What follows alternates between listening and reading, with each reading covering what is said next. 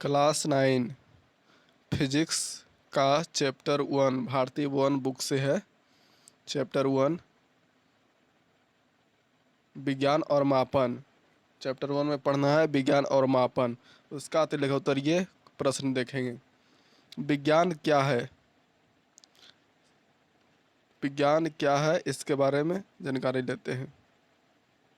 तो सावधानी पूर्वक और क्रमबद्ध तरीकों से किए गए प्रयोगों और परीक्षणों से के द्वारा प्राप्त ज्ञान को क्या कहते हैं? विज्ञान कहते हैं।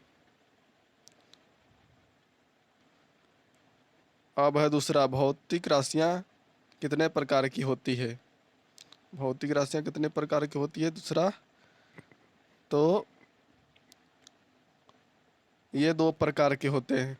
भौतिक राशियां 2 प्रकार की होती है। पहला आधारी राशियां और दूसरा व्युत्पन्न राशियां। तीसरा क्वेश्चन है, आधारी राशि किसे कहते हैं? आधारी राशि वे हैं जो स्वतंत्र मानी जाती है, जैसे लंबाई, समय, द्रव्यमान इत्यादि। वास्तव में आधारी राशियां 7 है। वास्तव में आधारी राशियां कितने हैं? 7 हैं। अब उसके बाद क्वेश्चन 4 नंबर देखेंगे। व्युत्पन्न राशियां किसे कहते हैं? व्युत्पन्न राशियां वो हैं जो आधारी राशियों के पदों में व्यक्त की जाती है, जैसे क्षेत्रफल, आयतन, बल, कार्य। 5वां क्वेश्चन है, आधारी मात्रक किसे कहते हैं? वह मात्रक जो किसी अन्य मात्रक पर निर्भर नहीं करता, उसे आधारी मात्रक कहते हैं। क्वेश्चन 6, मात्रकों की पद्धति से क्या तात्पर्य है? सभी प्रकार की राशियों के लिए मात्रकों आधारित तथा व्युत्पन्न दोनों के पूरे समूह को मात्रक की पद्धति कहते हैं। इसके बाद क्वेश्चन 7 देखते हैं। क्वेश्चन 7, रेडियन तथा स्टेरेडियन किनके मात्रक है?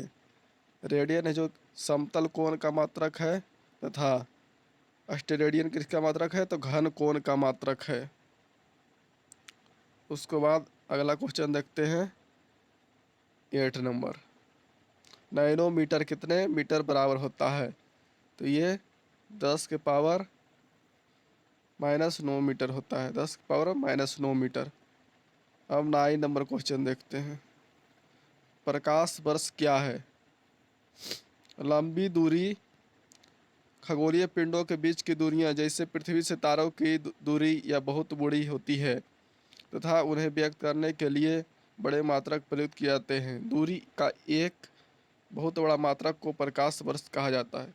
यस, शॉर्टकट में बोल सकते हैं, इस लंबी दूरी को क्या कहते हैं? तो प्रकाश वर्ष कहते हैं। उसके बाद है लघुत्तरीय प्रश्न। किसी राशि के परिमाण के पूर्व विवरण के लिए किन बातों का ज्ञान आवश्यक होता है? एक उदाहरण देकर समझाना है। इसका किसी राशि का परिमाण उसके मात्रक के साथ तुलना, जिसको कंपैरिजन बोल सकते हैं, कर के ज्ञात किया जाता है। उदाहरण के लिए जब हम यह कहते हैं कि किसी टेबल की लंबाई 2 मीटर है, तो इसका अर्थ यह है कि 2 मीटर स्केलों को एक संसीध में सिर्फ से सिरा जोड़कर रखने पर वे टेबल की लंबाई के तुल होंगे। अतः टेबल की लंबाई का परिमाण 2 मीटर बराबर 2 गुने 1 मीटर है। इस प्रकार किसी राशि के परिमाण के पूर्ण विवरण के लिए निम्नलिखित 2 बातों का आवश्यक है। पहला है एक मात्रक जिसमें जिसमें राशियों को व्यक्त किया जाता है, तथा दूसरा एक सांख्यक, जिसको नंबर बोलते हैं, जो यह बताता है कि दी गई राशि में वह मात्रक कितनी बार शामिल है। दूसरा क्वेश्चन, आधारी और व्युत्पन्न राशियां किसे कहते हैं? इनके 2 उदाहरण दें। पहला, आधारी राशियां वे हैं जो स्वतंत्र मानी जाती है, जैसे लंबाई, द्रव्यमान, समय इत्यादि। दूसरा, व्युत्पन्न राशियाँ वे हैं जो आधारी राशियों के पदों में व्यक्त की जाती है, जैसे बल, कार, ऊर्जा इत्यादि। अब दीर्घ उत्तरीय क्वेश्चन आ गया। दीर्घ उत्तरीय क्या है? दीर्घ उत्तरीय प्रश्न। पहला क्वेश्चन, एस आई मात्रक, एस आई यूनिट्स के संकेताक्षर को लिखते समय ध्यान देने योग्य किन्हीं तीन बातों का उदाहरण सहित उल्लेख करें। पहला, मात्रकों को अंग्रेजी नामों को कैपिटल लेटर्स से प्रारंभ नहीं करना चाहिए।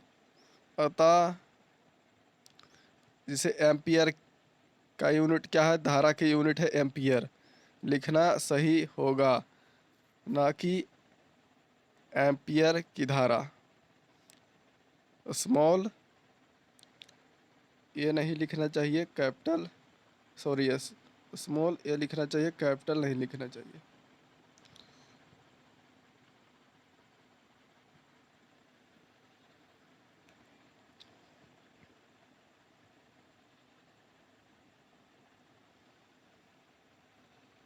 अब दूसरा देखते हैं, मात्रकों में बहुवचन का प्रयोग नहीं करना चाहिए।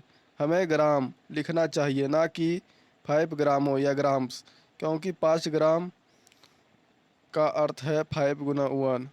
मात्रक ग्राम के लिए संकेताक्षर लिखना चाहिए, ना कि GM। SI मात्रक में GM का अर्थ है ग्राम, मीटर हो जाएगा।